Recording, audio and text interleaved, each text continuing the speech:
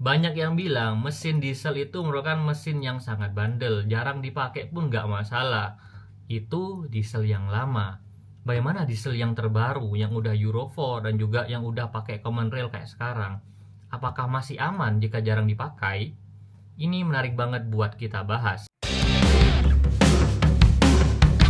Sebelum kita lanjut ke videonya, aku akan disclaimer dulu kalau di video kali ini aku hanya sharing berdasarkan pengalaman yang aku ketahui. Kalau kalian punya pengalaman yang lain atau malah informasi yang lebih akurat, bisa kita diskusi di komentar di bawah. Yang pertama, kita mulai dari yang paling dasar dulu, yaitu adalah bahan bakarnya. Dimana banyak banget orang yang salah paham. Mobil jarang dipakai, tapi diisi biosolar yang fame-nya tinggi. Akhirnya apa? Di dasar tangkinya dia akan banyak air yang mengendap.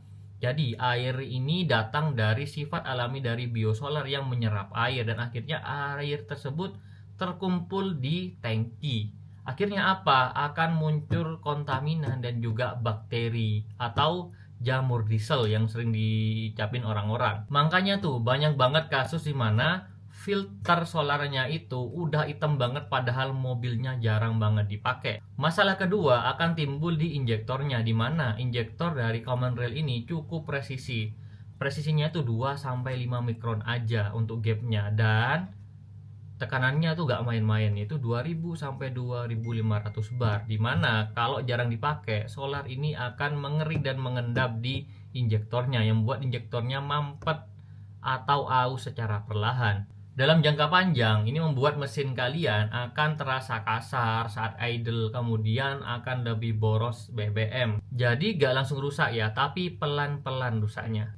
Khusus diesel Euro 4 ke atas, komponen yang paling bermasalah dan sering banget bermasalah kalau jarang dipakai adalah DPF-nya, di mana DPF ini butuh suhu yang cukup tinggi, sekitar 600 derajat Celcius untuk membersihkan jelaga lewat proses regenerasi. Kalau mobil kalian cuman idle aja, cuman keliling-keliling komplek aja, cuman dibuat mejeng aja, itu suhunya 600 derajat tadi nggak akan tercapai. Akhirnya jelaganya numpuk, muncul check engine pasti akan menyala. Karena tenaganya pasti akan turun dan juga bahkan mobil itu kalau udah parah bisa masuk ke limp mode. Yang keempat adalah EGR dan juga oli mesin, dimana selain di PF, EGR ini juga bisa ikut kena dampaknya. EGR itu aktif ya di putaran rendah. Kalau mesin sering dingin, kerak karbon akan lebih cepat menumpuk di saluran intake dari diesel itu sendiri. Akhirnya apa? Oli mesin juga akan terdampak, dimana mesin yang jarang mencapai suhu kerja akan membuat uap air dan sisa solar ini tidak menguap secara sempurna, sehingga kualitas oli itu bisa turun walaupun kilometernya masih sangat rendah. Kalau kalian mau majang mobilnya atau jarang dipakai ya gak apa-apa, tapi jangan diisi sama BBM kualitas rendah. Pakai aja yang Dex atau Shell atau BP supaya nggak ada pengendapan-pengendapan yang seperti aku bicarain tadi. Kemudian ganti filter solar itu nunggu KM-nya tinggi. Kalau kalian itu jalan ya cuma 2 atau 3 km per hari, itu mau ganti filternya kapan? Itu udah nggak cocok lagi kalau kalian pakai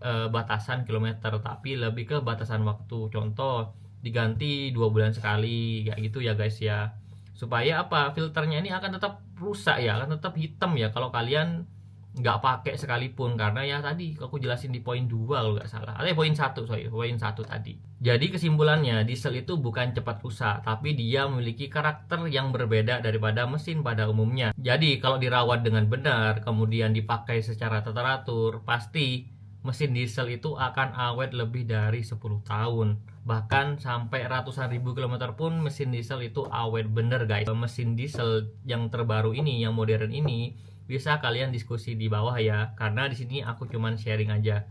Itu aja untuk video kali ini, sampai jumpa di video selanjutnya. Bye.